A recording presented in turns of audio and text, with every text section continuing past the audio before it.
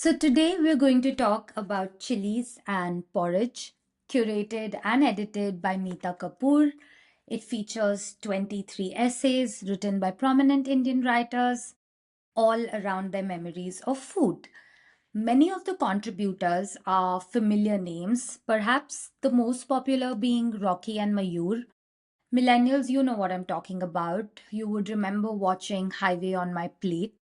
Their presence definitely added that touch of nostalgia for me because I enjoyed Highway on My Plate a lot. It was so much more than food, it was about the joy that food helps create. And in a way, that's also what this book does. But we'll come to that in a minute. The essays are bite sized, which makes for easy digestion. You don't need to dedicate long hours to it, and the language is simple and accessible.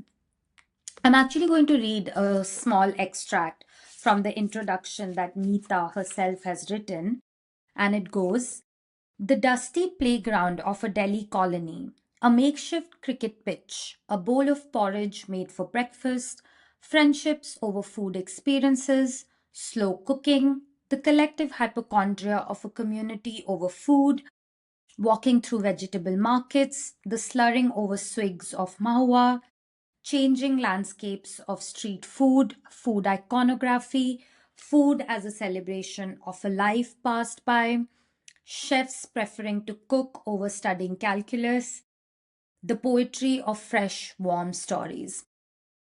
So, all that kind of gives you an idea that it's about a lot more than just food.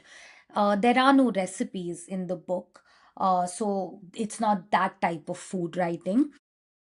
Coming to my personal favorites, my favorite was easily Walks with Leila, which just truly brought the streets of Mumbai alive for me. I have stayed in Mumbai at different ages, but I haven't been to the area the writer talks about so fondly. But reading this was like, putting on your VR glasses. The descriptions are that vivid and it tinkles all sensations. It left me with the longing to sort of go back, and I can do a guided tour myself just reading through this essay again. There's one that's titled Bongs, Bawas, and Bigotry.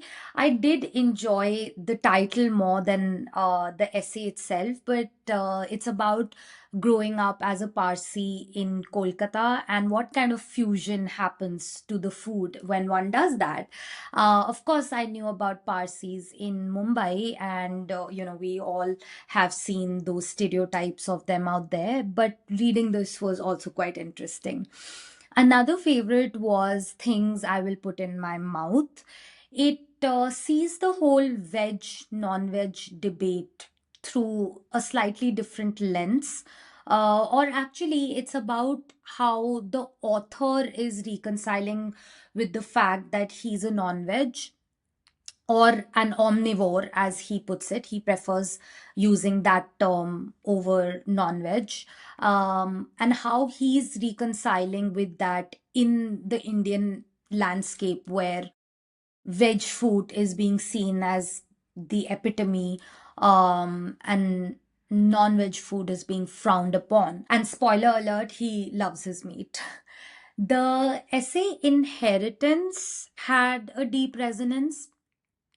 I wasn't expecting it, but it actually answered or made me relook at a very, recurring question that I have, which is, where do I belong? And reading about the author's own experiences, where she has somewhat of a similar dilemma, and she talks about her varied lineage and embracing her roots after shunning it for so long, made me rethink about how I view my past as well. Because I grew up all over the country, my parents themselves come from two different parts in the country, and now I don't even live there anymore. But it is all a part of me, and I don't really need to shun it. I can embrace it. That plurality lives within me.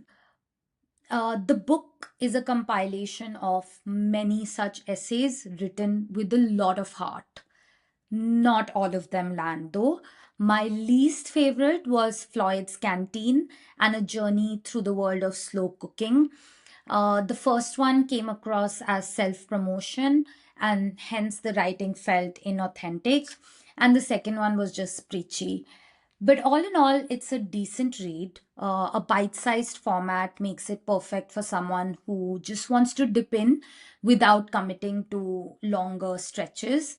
It's written with a lot of heart, as I already mentioned, and while not every essay hits the mark, the ones that do are memorable and will stay with you long after you're finished. And that's it. That's my humble submission.